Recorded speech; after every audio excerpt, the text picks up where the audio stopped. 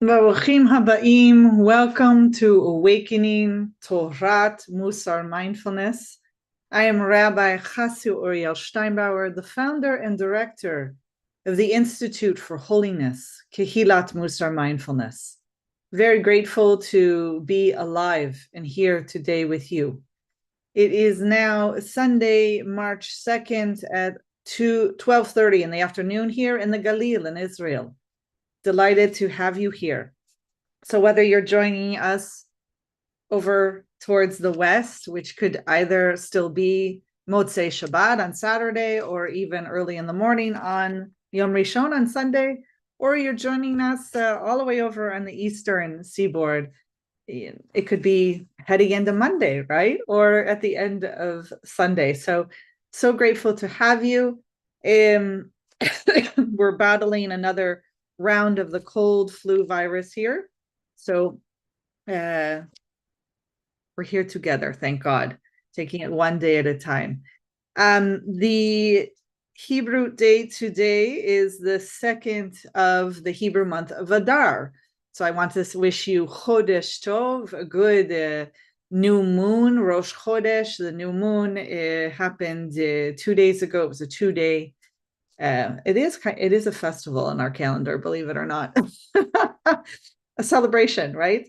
So we are going to be covering Beshallach, which is one of the Torah portions in the book of Shemot and Exodus.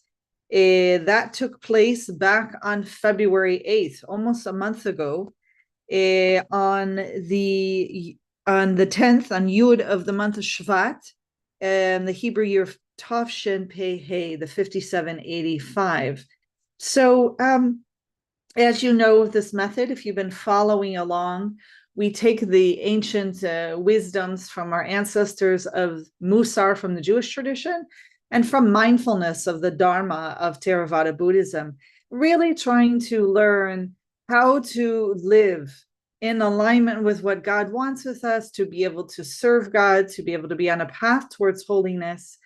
And so part of this weekly public offering through our institute called Awakening is for us to delve into, right, to jump into the weekly Torah portion of the Hebrew Bible, of the 5 books of Moses, of Moshe Rabbeinu, our teacher, to see what is it that we can pull out that is so needed this year in particular. What is needed in the present moment for us to develop the skills that we need to be more wise, to be more skillful, and to be on the path.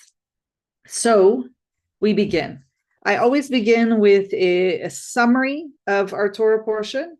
Then I move into what I think is possibly for us, at least this week, the master middah, the soul trait, the personality trait that we are to get the most out of this Torah portion this year. And then I delve into essentially the 48 ways, which can go up to 51, that we are to acquire Torah from the Mishnah of Pirkei Avot. We'll look at what is it that we're supposed to learn this year to acquire Torah, or this week, actually. And then I think that might be it. I might have a little commentary here and there to add. Sometimes I add teachings from specific master Mussar teachers from our tradition, from Rav Salanter forward and his disciples. So we'll see what we need today. So, but Beshallach, you're probably wondering, where are we in Beshallach? Okay, we are in chapter 13, verse 17, all the way to chapter 17, verse 16. Okay, so let's move into the summary. God leads Bnei Israel, the children of Israel, the Israelites, out of Mitzrayim, out of Egypt. Paro and his army, the Pharaoh, they chase the children of Israel, the Israelites, trapping them by Yam Suf. Now, Yam Suf is really translated as the Sea of Reeds, R-E-E-D, but most people in the West know it as the Red Sea, but it is not the Red Sea. But I want you to understand where we are in the story. Moshe raises his staff, and God miraculously splits the sea.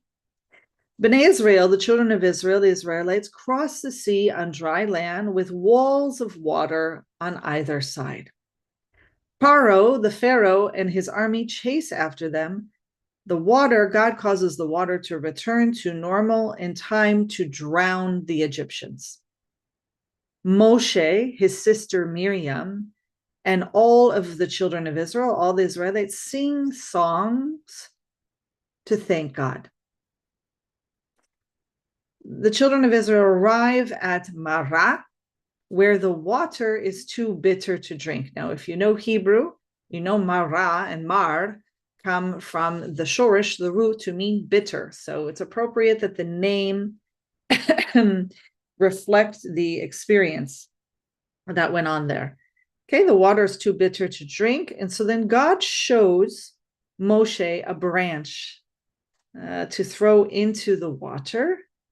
And when he does so, it sweetens it, all right? And later, Moshe is commanded to provide the Israelites with more water by actually hitting a rock, okay? Then the children of Israel complain that they don't have enough food, which, to be honest with you, a lot of people complain about the Israelites complaining. I don't. I think it's perfectly healthy and normal to complain that you don't have enough food in the middle of the desert. We can touch upon that later. So they complain they don't have enough food. So God actually rains down man, which is this miraculous food. Now in English, I know it gets translated as manna, okay? But the Hebrew is man. So it rains down man from the sky. And then on Friday, they get a double portion since no man will fall on Shabbat. Right? This is something, in all intents and purposes, I don't believe it's named this directly in the Torah, but it seems clear to us that this is from the wisdom of God. When you want to start training people in a new path, a new way of life, you set up the circumstances and conditions in order to engage in that practice. And so one of them is man is going to be delivered in double portion on Yom Shishi, on Friday. And so eventually, and then none will be delivered on Shabbat. So the Israelites are going to get used to, habituated to over time, that on Friday we collect a double portion. It miraculously stays fresh and good all through Friday and Shabbat, Saturday. And they will not collect man on Saturday. They will know that they are not collectors. The whole personality, the person, they're not a collector on Shabbat. They are someone who ceases from collecting, ceases from doing work, which Shin Betav, Shabbat, means to cease. So a lot of people think it means to rest, which you could derive rest from ceasing. But this is all a part of the larger wisdom of how do you begin to habituate a people into a new way of being, a path, okay? Finally, at the end of this Torah portion, an enemy of the children of Israel who will become a lifelong enemy known as Amalek will attack the children, or Amalek, it depends how you pronounce it in English. They will attack the children of Israel, and Moshe stands over the battle scene with his special staff, and Aharon is on one side and Hur is on the other side, and they actually help hold up his hands all day long, because they learn when he drops his hand, the children of Israel start losing the battle, the war, and so they have to be held up. And in the end, it is Yehoshua who will become the great servant of Moshe and Moses and end up leading the people after Moses dies. He will lead the Israelite army and they will become victorious. Okay, that's what we're starting with as our summary for today, in case you missed it or you forgot because it was 3 weeks ago. Which is fine, right? It's absolutely fine. Okay, so I think that the key thing in this Torah portion is I talked about God and God's wisdom creating essentially a practice of habituating the people in a new path, a new way of being.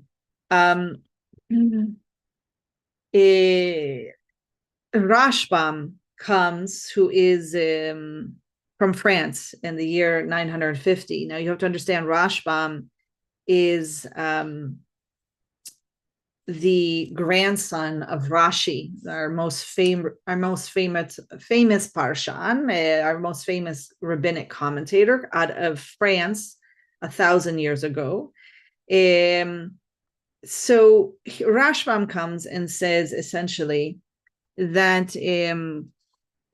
mitok shebekol yom v'yom enehem teluyot mizonotechem elai.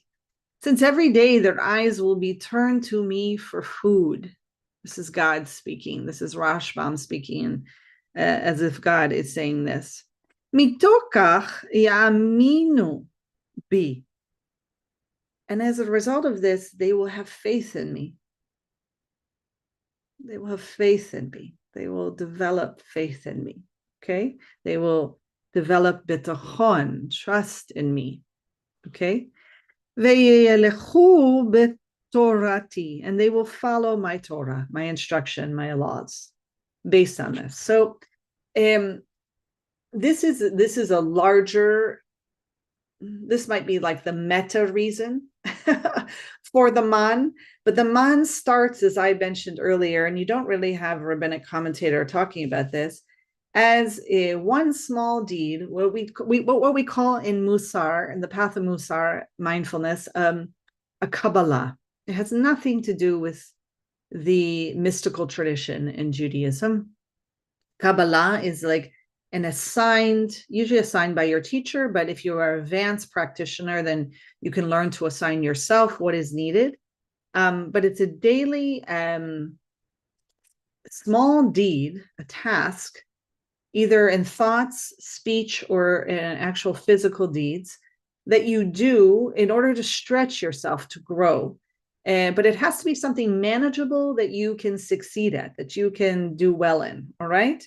So, and then basically that grows you in the sense of you take on something that you know that you'll be successful at. It builds your self-esteem in a healthy way.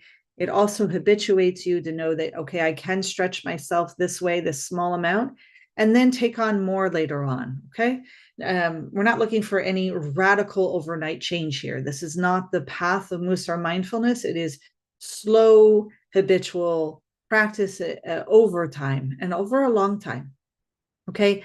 So as I said, the man really was this new practice, this new behavior where they're going to go out on Friday and they're going to collect double portion, which, before they were commanded only to take what they needed. So this is already a challenge because you're now telling them to take double portion. They have to have faith and trust and not fear that they are going to break the rules, or maybe Moshe got it wrong, that they're not supposed to collect a double portion on Friday. I mean, you could see what could go on in the human mind.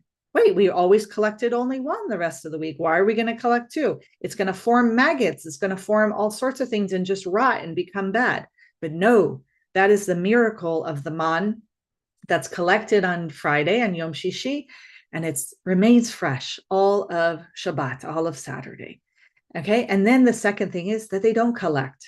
They don't collect anything on the Sabbath. Okay, so they're habituating themselves to a new way of being on Yom Shishi.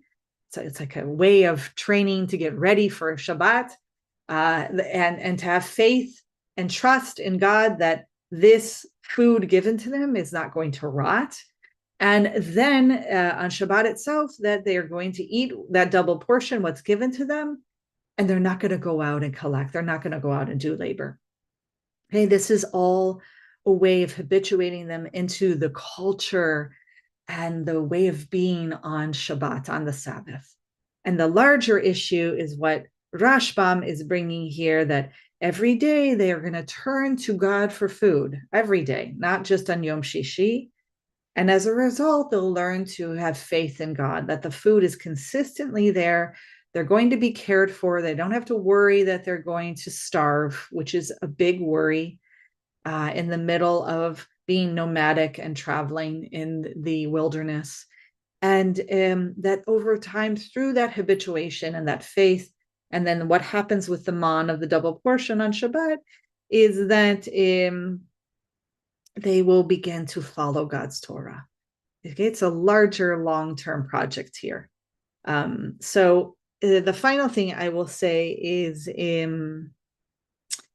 Rashbam, who, as I said, is Rashi's grandson, considers the children of Israel, their behavior throughout the whole Parasha, throughout the whole Torah portion, right? Doesn't see this solely as a test that he recognizes, Rashbam, that if you read this Torah portion, the children of Israel, like anyone who's been liberated in mass amounts from the institution of slavery, basically saved with that strong outstretched arm from Hashem, from God, saved from an institution of slavery, brought to a foreign land, that their emotions are all over the place. So is their speech, so is their behavior, right? So sometimes, obviously, when they come out of Yam Suf, right, they've been saved. The Egyptians have been drowned. They sing praise and songs of hoda'ah, right, of great hakarat hatov, this recognizing the good, of gratitude to God. Then all of a sudden they have extreme doubt, sefek, right?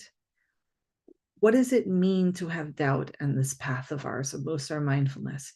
It is one in the Dharma, one of the top, it's actually considered the major hindrance to being on the path.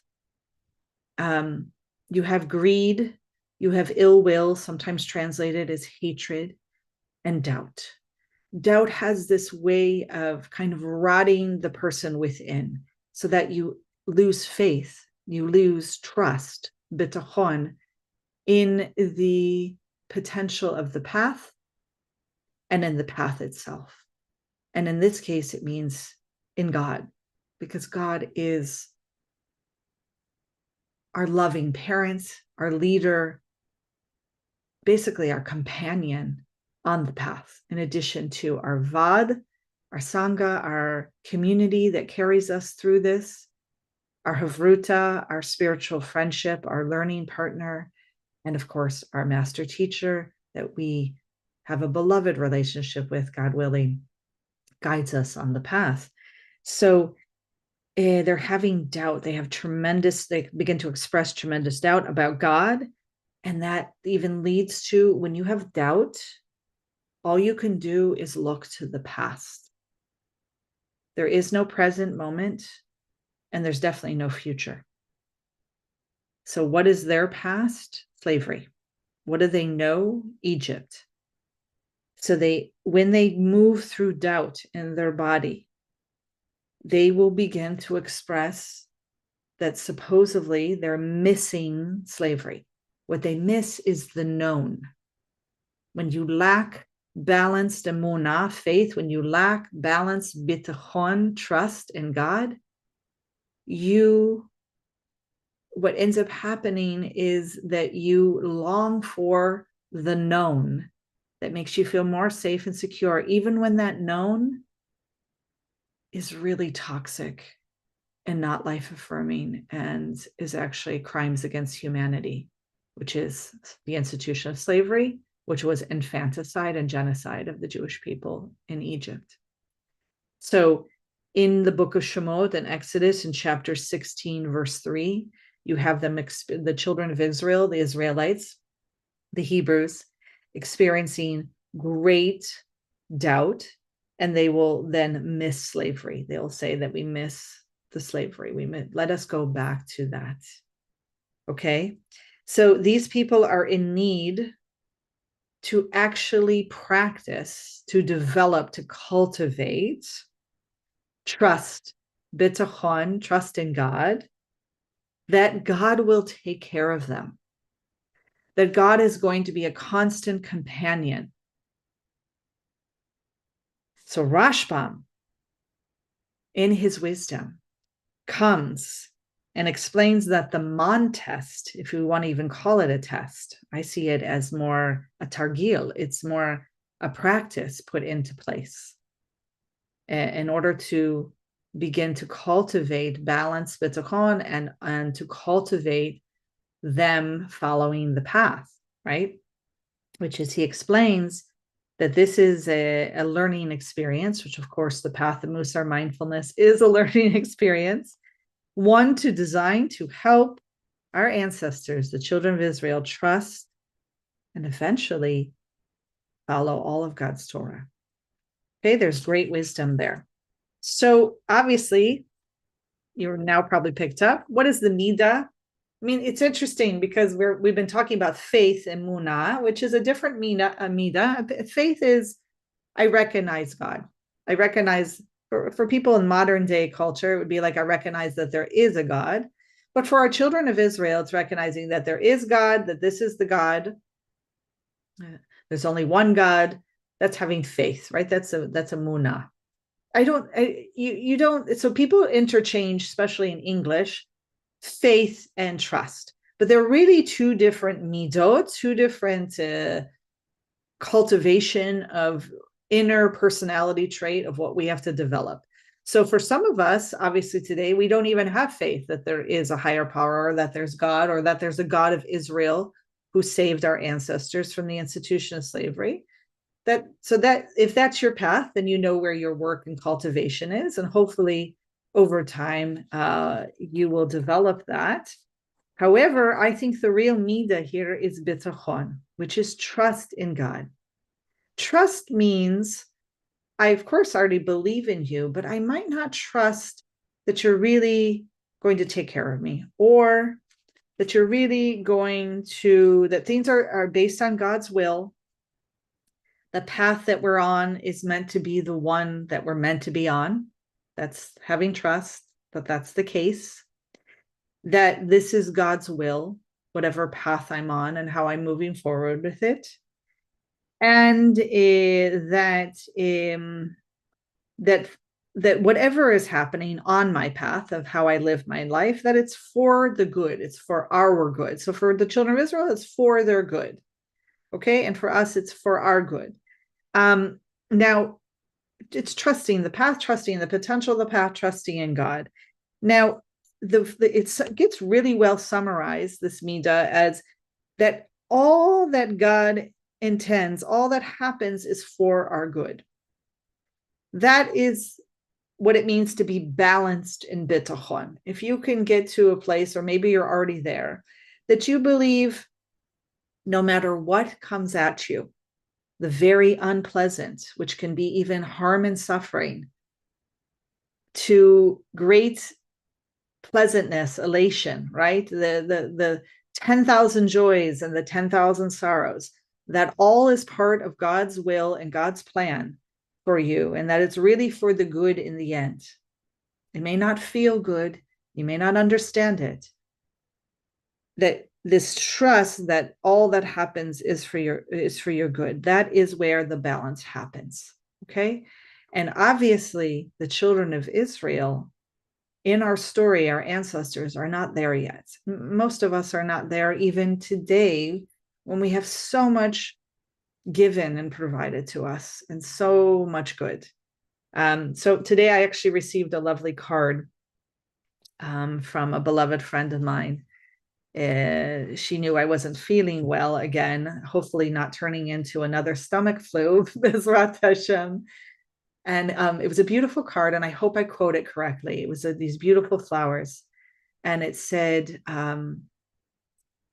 not every day is good, but there's always good in the day. Let me repeat that. Not every day is good, but there's always good in the day. And that is balanced bitachon. That is balanced trust in God. That's balance, that even though I'm starting to feel like I'm getting the stomach flu, and that really is unpleasant and it's unwanted, I know that there's good in it. There's good in this day somewhere. There might even be good in the fact that I'm going to have to rest and recover and take care of myself. Who knows? But I have faith. No, I have trust in God that that I'm meant to be on this path that I am, that I'm meant even in some ways to get the stomach flu if I am supposed to get it, right? That it's God's will and it's for the good. Now, I am going to fully say to you, out of teaching Mussar Mindfulness for, gosh, how many years now? At least 24 years, that this is one of the most difficult midot. I'm not going to say master, because I don't think any middah is mastered, unlike our former master teachers of Mussar, who believe that, some of them believe that you could master a middah. Or even think of Benjamin Franklin's work, right? In his writing of The Art of Virtue, right? Where he took on himself to develop virtues, which is another way of translating the word midot, that he finally got to anava, to humility at the end, and said, I can't master this. I'm arrogant and I can't master it, right? So for here, I think bitachon is definitely a middah that most people don't master. Some people, it seems, just lend themselves to it much more easily, either through their life experiences. It's an interesting thing to witness. So many diverse people from across the world and across the spectrum come to this middah. As I said, some will be really over here, even starting with just faith, because they wrestle so much with the idea of a divine, or they wrestle with the God that they think they do know, either the God of their childhood or the God is understood in their tradition or practice. So everyone has their thing that they struggle with, right? So this is definitely one of the more challenging ones. So I just want to honor and recognize, if you do struggle with it, that it doesn't mean that you're wrong or bad or not getting it, or any of the things that we can kind of create in our head that we think, oh, I'm not doing this path right. I'm not getting trust. I'm not getting bitachon. I would say, if you are attempting to cultivate it, then you are doing what is needed. You're doing the path. So for our ancestors in this Torah portion, there were no shortcuts through the wilderness, both in reality with their feet, meaning that God decided to take them the long way,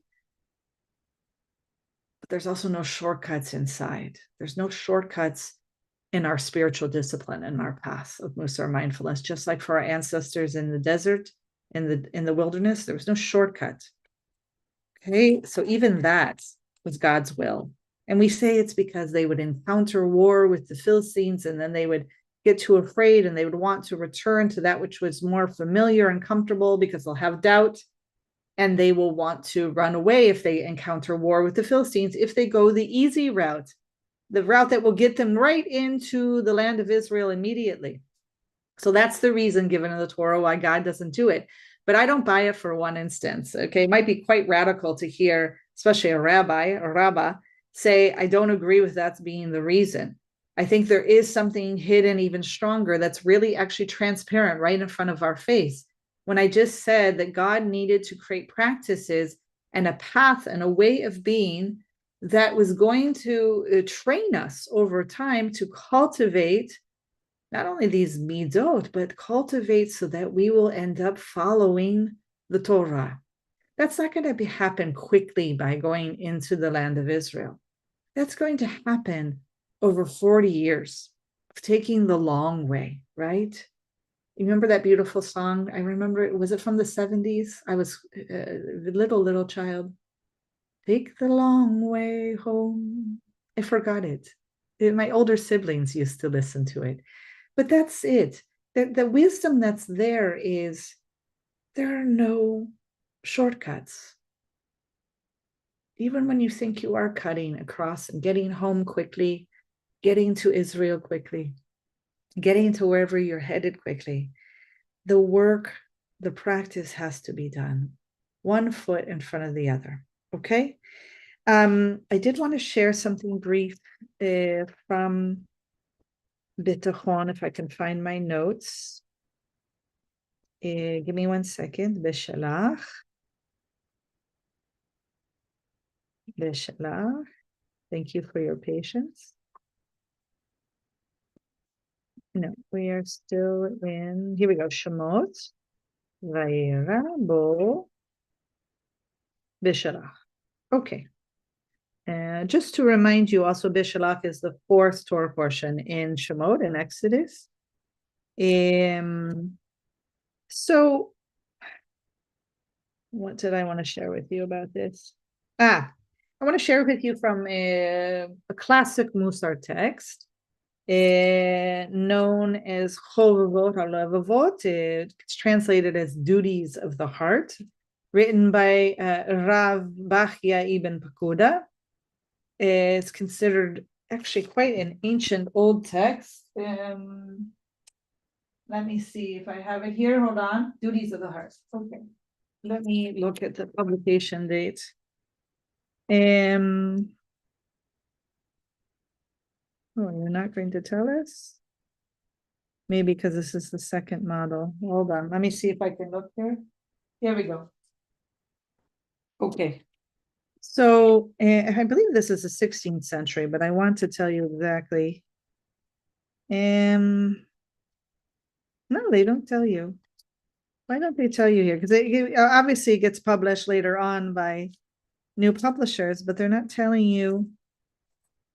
Okay, I believe it's the 16th century. I'll look that up for you later. Excuse me. I'm going to drink some water.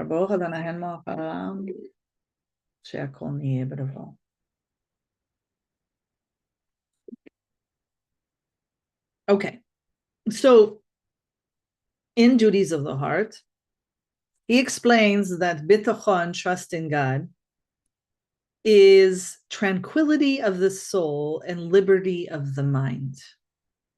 Now, what he's describing here is actually not, it's not necessarily what you're cultivating. I would say it's the outcome of having balanced bitachon. Okay, because what he's actually describing as a middah is more what we would call menochat nefesh, right? Equanimity. And so he says right here, living with bitachon is living with a deep sense of assurance that the things happening in the world are both God's will and for the good. He goes on to say, trust in the sense of security of bitachon. You feel when you are sure the person you trust, and here the person, he's using the language person, but he means the Almighty. The person you trust will do something for your benefit correctly and to the best of their ability and know-how. And then he goes on to describe 7 criteria of what for you to place trust in someone. They must be compassionate. They will never desert you. They must be strong enough to accomplish what you need. They must know what is good for you. They must be responsible for you throughout your life. Your well-being must be in their hands. And he adds alone. And they must be generous and kind. So his point is that he feels that God alone can fulfill all 7 of these criteria. Interesting, when I first studied this text, I was thinking, oh, it's your ima. It's your parent. It could be a father also, Abba, but immediately I was thinking, it's mother. It's ima. It's ima can provide all these 7 criteria, right? We each have our own way, right? And who we see. I think it isn't very important if you have healthy, which is, we could question what is healthy, but very important to trust in your parents, whether it's ima, abba, or just one parent, or ima and abba. The sense that these first 7, even if they're not filled consistently or all the time, come from the parent model. And this is what we obviously turn to Hashem, to God, as parent also. So Ibn Bakuda comes to say that it's God alone that can fill these 7 criteria, and then therefore we should place our trust in God alone. So he goes on, I will just say that when I said that when the people had great doubt, what is it that we do when we have doubt? We go back in time. We go back to what we know, where we feel sense of security. It's the known, even if it's a horrible known existence. I know what will happen there. I know what to expect. It's the known, right? So they go on to say, the Israelites, if only we had died by the hands of the Eternal in the land of Egypt, when we sat by the flesh pots, when we ate our fill of bread, for you have brought us out into this wilderness to starve the whole congregation to death. Okay. This is in Shemot, Exodus chapter 16, verse 3. So no matter that the children of Israel with God have conquered so much, the miracles were right before them in their lives. They got to see all the makot against Egypt. They got to see the crossing the Yam Suf, the Sea of Reeds, and then being saved by God and the Egyptians drowning. They got to see all of that, right? And they still come to this. So there's 2 things I have to say about this.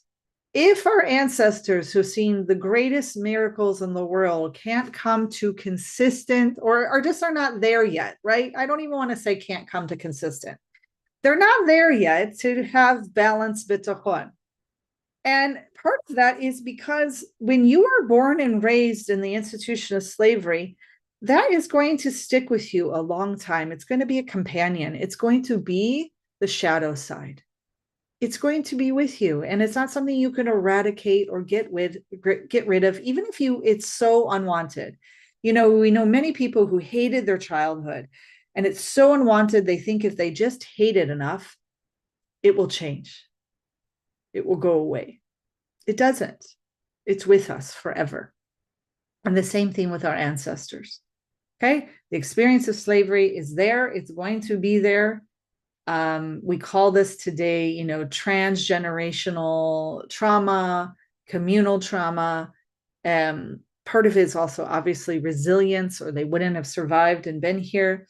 But it's a sense that really harmful, unwanted, pleasant, unpleasant, harm and suffering are part of our trajectory, right? Are part of who we are as a congregation. So all the more so if they can't, they're going to spend a long time developing bitachon, trust in God. Think about us. Think about us today. And this comes from the beautiful writing of Rabbi Cantor Alison Weissat. She says that no matter what, that we have conquered so much, that the miracles have been wrought in our lives, diseases eradicated, slavery rejected, technology invented to bring healing to the sick, closeness achieved between those who are separated across worlds. So much angst and doubt, I added, still remains in the world, and we continue to complain in a world of plenty. Amen to that, right? So let's just have patience and compassion for our ancestors in the Torah, that their cultivation of balance, bitachon, of trust in God, is going to take a long time. And we will be on that journey with them through the whole Torah. I would say they don't come to full balance until the end. And even then, there's always going to be, what's the Batui in Anglit? One step forward, the idiom, 1 step forward, 2 steps back. Okay, this is the nature of the path and practice also, that once we feel like, oh, I think I actually have this trust in God thing down, I'm quite balanced, God will send the proper curriculum to give us those small kabbalot on a daily basis, those practices that we need to go through in order to continue to grow. So their inability, our ancestors, to have trust in the moment when God either desired or wanted or was helping them begin to practice, to cultivate, it determined the way they experienced life. And it was one that they had a lot of doubt. It was full of pain and fear, despite what they had witnessed, despite what they had actually experienced. Miracles, real miracles. The makot, the plagues in Egypt, and then the splitting of the sea. And then the man, free food every day, and double portion on Yom Shishi, and then water whenever you need it. Right? That's incredible. Okay, absolutely incredible. So, and it's not because they're weak or they're bad or they just don't get it. I mean, lots of modern commentators get really frustrated with our ancestors. But it's really, are you kidding me? If you were there, you'd probably be in the exact same position. Okay. And every once in a while, we get these models for us. For us, it should be ideally in our teacher. It could be, for instance, in our havrut, in our havruta, someone in our vad, in our Mussar vad. And in this case, in our Torah, it's Miriam, right? That she understands this. In her trust in God and her bitachon, she takes her tembrel. This is in Exodus chapter 15, verse 20. She doesn't know what's coming forward. She's not looking to the future. And she's also not getting stuck in doubt in the past, trying to run away to Egypt. She's clearly in the present moment, which is where we need to be in our path and our practice. Right? She only knows that right now is the time to rejoice, to be grateful to God, right? Life is full of these ups and downs, what we call full catastrophe living, right? But these events don't have to make up the path of life or that we see it only as the path of life. So allow Miriam to be this model for us today, to train us, to know that it is possible. And with that, I'm going to move into how we acquire Torah with this. We're moving through what I call the mi'ut section, kind of the decreasing of certain behavior in order to acquire Torah, in order to be on this path. And so we move into the 16th way of how we acquire Torah. Now, just to remind you, in this Mishnah, in the Pirkei Avot, if there are 48 of them, you're not going to master all 48 of them. You'll be lucky if you master one or two. I'm not even sure if master is the right word, but dedicate yourself to one that you really feel like, this is my way I'm going to acquire Torah, and I'm going to work on it on a daily basis, right? It's kind of like what we're doing here in Israel, and I encourage you to take this on also, is a lot of people are picking one hostage, whether the hostage that was kidnapped in the genocide done by Palestinian terrorists in Israel on October 7th, 2020. Is it 24 now or 23? Wow, time 23. People are selecting one hostage who's either been returned or, God forbid, has been returned as a corpse in a body bag, or those who are still, God forbid, in Gaza who are still being held captive by, it's not just Hamas, there are other terrorist groups there too. So that's why I designated as Palestinian terrorists or Arab terrorists or Muslim terrorists. So you pick one hostage, right?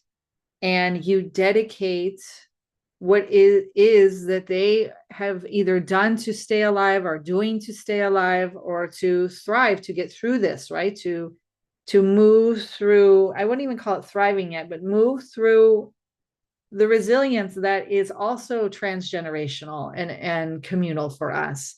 So for instance, I met this lovely woman who was deeply moved by, is it Eli Oded?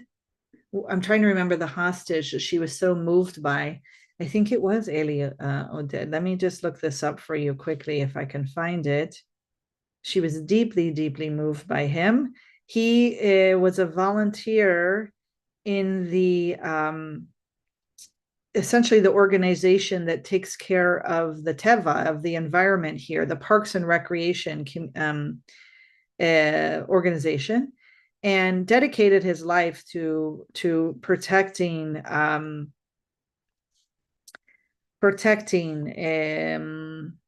the people and the land, essentially. I'm going to see if I can find it for you.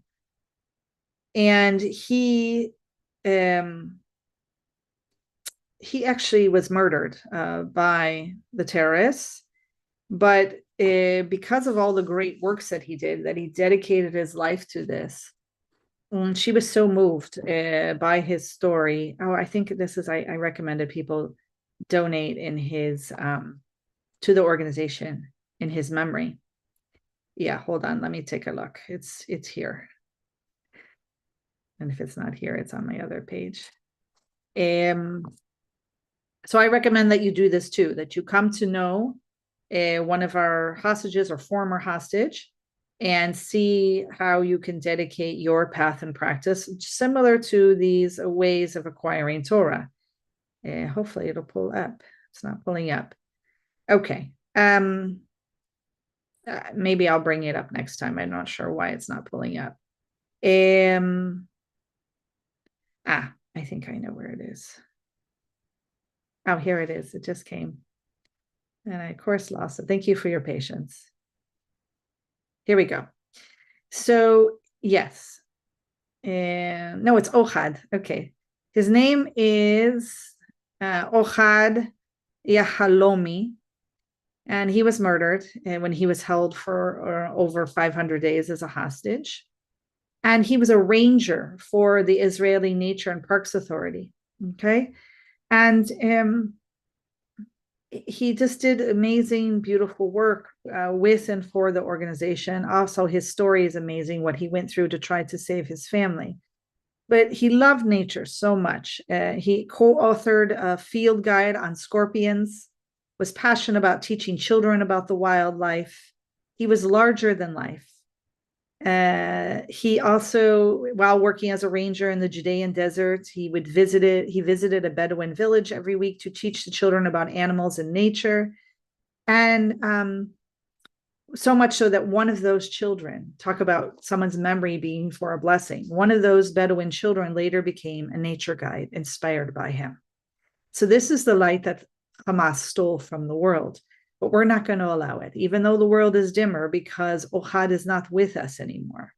One beautiful woman named Alana Ruben said that she took it upon herself to research about him and pray for him, and she adopted him as her hostage. And she thinks he's an amazing human being, and that she's going to, of course, not only give Truma Tzedakah to the Israeli Nature and Parks Authority, but take this on as her thing, like doing something in his honor and memory tied to nature and protection of the teva. So I encourage you to find your hostage, whether alive or dead, and really live out their memory and your blessing. One quick story I'll share too before we get to this Mishnah is a beautiful convert from the Ukraine, actually, an older gentleman just converted to Judaism, and he took on as his Hebrew name the names of the Bibas children. So his name now, especially when he's going to be known as in the Jewish community, when he's called up to the Torah, is Kafir Ariel. So beautiful things like this, that keeping the memory alive and also for a blessing. So here's this new Jew who's taken on the souls of the Bibas children, taken their names, so that we'll always remember and always honor them, especially through how he will live and how he will be. Okay, so how do we acquire Torah today? It's called mi'ut sikha, limiting conversation. Okay, This is a big thing in the path, not in the path of both Mussar and mindfulness. I basically will just summarize it as that we want to reduce small talk as much as possible, that we don't want to give time, energy, and life to empty nattering. Okay. Now, immediately, if you have any reactivity to hearing that or listening to that, journal on that. Well, where am I feeling the reactivity? Why am I having it? Am I someone who engages in small talk daily? Is there a certain intention behind it? What am I doing? What is it serving, if anything? Is there fear of not engaging in deeper talk and deeper connection? Take time to look at it and investigate with curiosity and compassion. So the tradition really feels that we're going to cut down on elective conversation that's actually permitted to us to do. And that there's something really to gain. There's to gain Torah. There's to acquire Torah through this, right? And the whole tradition has many of our greatest rabbis support this. Rabbi Akiva, silence is the protection for wisdom. Rav Kook, some silence means the cessation of speech, but some it means the cessation of thought. And that he feels that when you are able in your mindfulness meditation practice, after the monkey mind calms, right? And that you're able just to witness and not react to whatever thoughts emerge, seeing them as ephemeral, that they do pass, that is a sort of silence, that is when exalted connection with Hashem and thought began to happen and emerge, right? Where we really get to know not only ourselves, but the path. So basically, there's something really to gain here. I do want to honor that in lots of cultures, small talk is how it's how certain groups of people connect and get together. It's a big part. Like, for instance, we know from studies in anthropology that it's how women connect and gather and exchange information that's needed for the community and survival, particularly in tribal communities. We know from the children of Israel that they often met at the be'er, at the well, and people would exchange small talk there. But sometimes it serves a purpose, and even like connecting with strangers, that gentle small talk of, hi, how are you? Oh, isn't the weather nice today? Right? Don't let it end there. Don't let it end at small talk. Develop as a practice and cultivation that it moves from mi'ut sicha to sicha amuka, to a deep connection over time, to, hi, I ran into you yesterday. Yeah, the weather is lovely. How are you? How's your family? Where do you live? Whatever it might be, depending on your situation. Here I live in a kibbutz, so everyone I know, everyone I see. And so small talk should meet immediately into a deeper, I see you, we're connecting as souls, right? Created in the image and likeness of the divine. Okay, so with that, I will conclude our teachings on, where are you hiding, Mike? On our Torah, on our Torah portion today, deep meaning of Shaliach. I had notes here. I wanted to share one thing with you. Oh, no, that's not needed. Then we'll move into our practice today, our mindfulness meditation. 83 says it lacks a story of bitachon.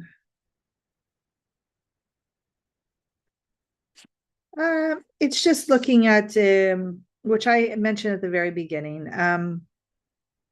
that what we call the crises, right? The crises in the wilderness, which is basically chapter 15, verse 22 through chapter 17, verse 16. And the lack of drinking water, the shortage of food, the further lack of water, and then, of course, the unprovoked, deep, violent aggression causing harm and suffering done by the wild desert tribe called Amalek, right? Amalek. So all these are going to be these are like master struggles, right? These are acute traumatic moments of, am I going to freeze? Am I going to move through those trauma responses, either fighting, freezing, fawning, the different ones, fleeing from the situation? I have doubt. I've mastered doubt. I'm going to want to go back to Egypt. So these are all very important to know. And even looking at our own path in life, are we having acute traumatic moments, or are we having just kind of the day-to-day full catastrophe living? And how triggered are we by things? How quickly do they throw us off? Where we are lacking in balance, bitachon, and trust in God.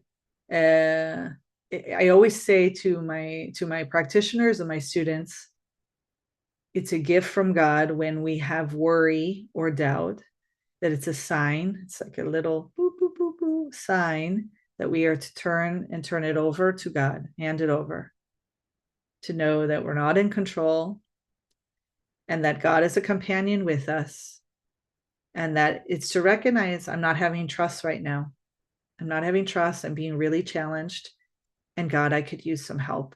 And also turning to our chavrutot, our learning partners, our vad, our group that we practice the path with, our teacher. So that is what we learn. This is the gift from our ancestors today, passed down to us, of what we are to learn from the Israelites, that in deep compassion for them, we can recognize even in our own privileged daily lives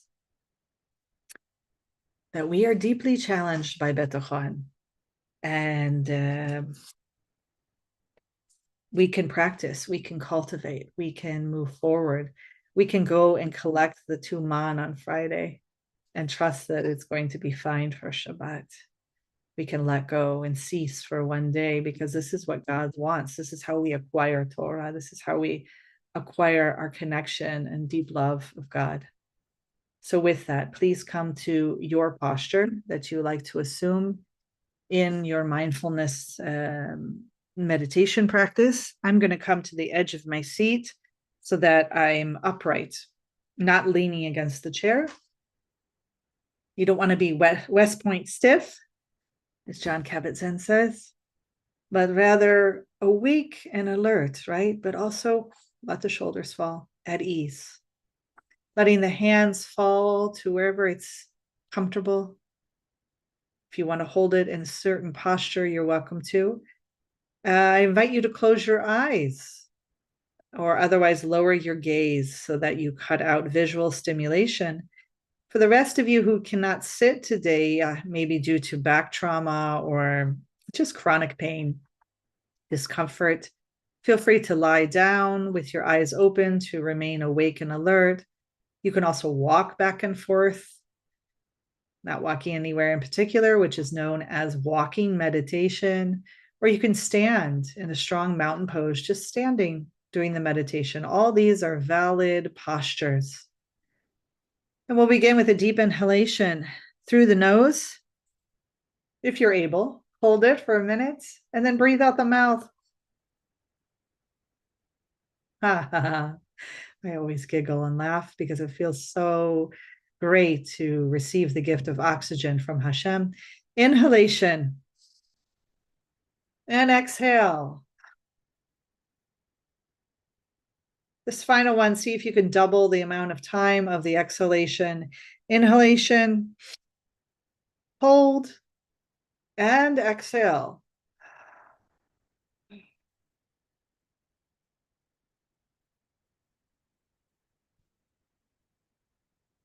Allowing a natural smile to emerge if you feel it,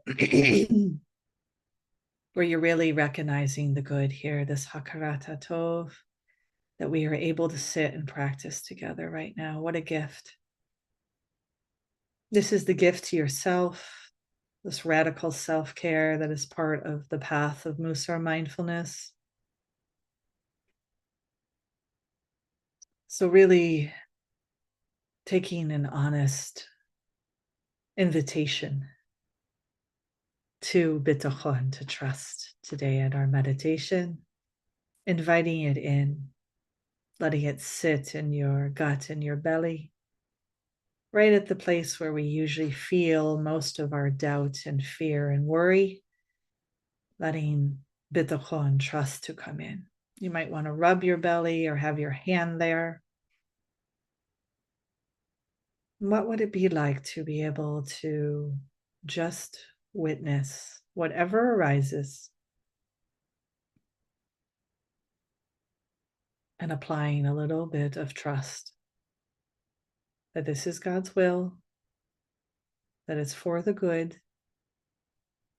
Even if it's not a good day, there's good in it somewhere.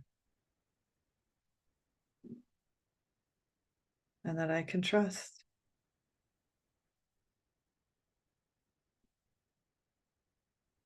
Allowing yourself to just sit with this and experiment how it feels in the body, what sensations arise, being able to name them quietly.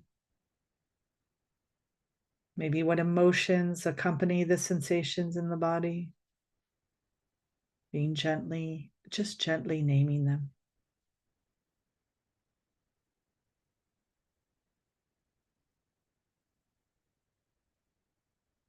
I like to talk to my doubt.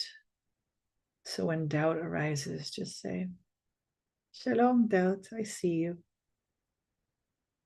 You can come and sit with me. Welcome you into the guest house. It's my shadow side. It's here. There's no need to try to push it away. That will just make it stronger. Denial does not work. So it's really just being with any doubt that's there.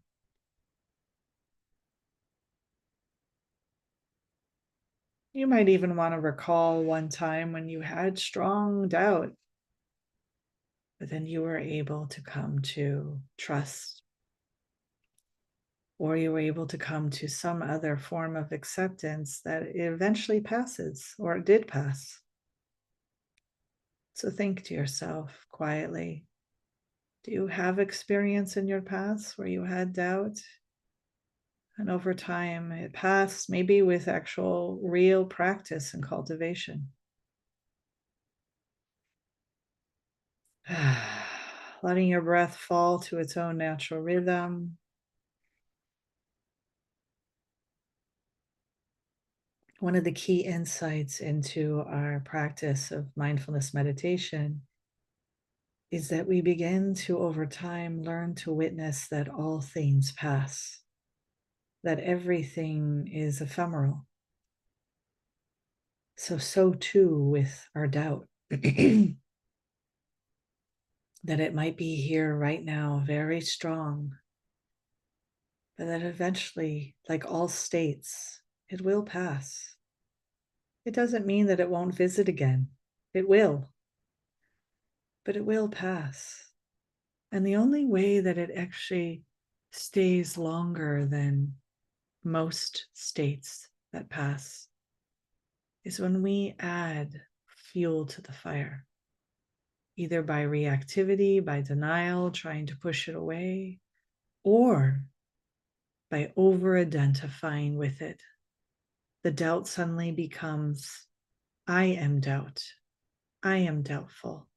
I always doubt. I cannot move past the doubt.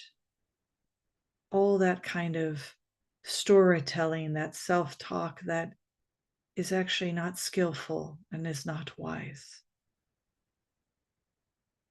You are never one thing except as a soul created in the image and likeness of the divine. So when doubt emerges, we try to witness with curiosity, looking at it, getting to know it, bringing in whatever amount of trust we can, knowing it. God can carry this with us. This too shall pass.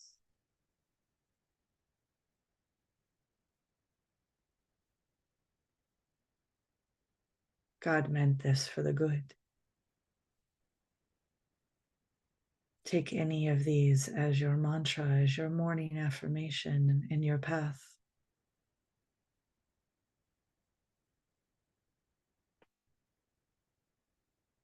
We'll spend the next minute in silence, and I will pull you out of the meditation when our time is up.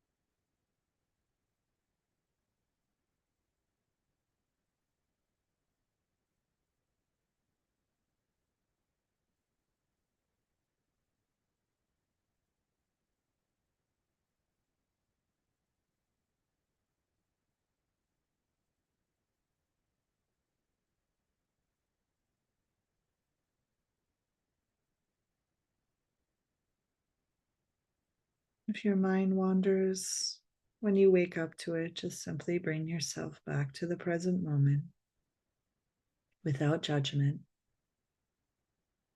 Continue with your anchor, whether it be your breath or my words.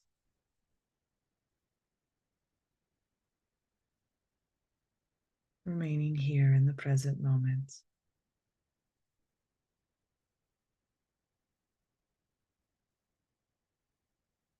I, of course, encourage you to continue with this practice even after this podcast, or if you're joining us live stream on YouTube and our YouTube channel, please subscribe.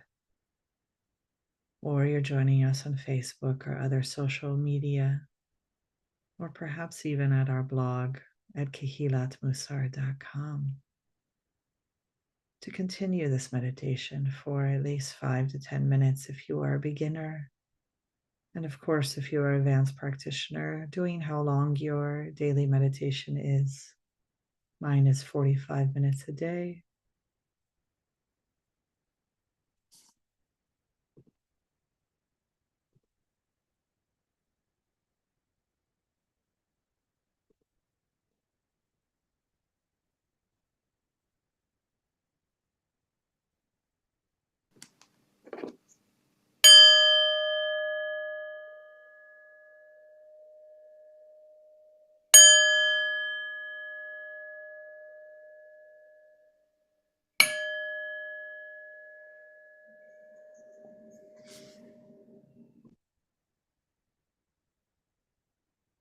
If you have your eyes shut, please slowly and gently open them to allow the light to filter back in. And if you have a practice of bowing, which I do after meditation, please do so. Bowing to Hashem, to God, thanking God for bringing us to this moment and giving us this practice. Bowing to our ancestors who passed on these lovely practices and teachings and traditions to us to make us be able to live the most meaningful, purpose-driven, life-affirming, joyful life, right, is possible. Bowing, of course, to each other, to the Svad, to the Sangha, to the potential, the path itself, to the teachings of Mussar and the Dharma of mindfulness.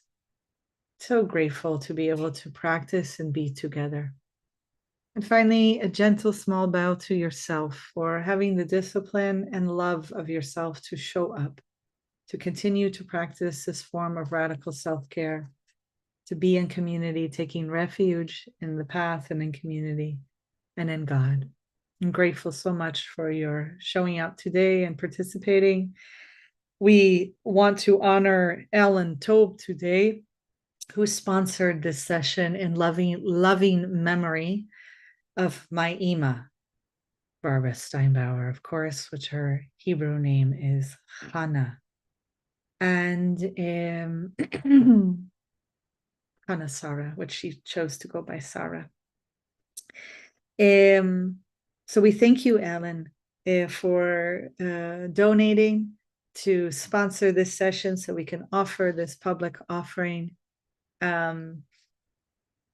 Please be in touch with us when you would like to sponsor a session, either in honor of somebody or in loving memory of someone.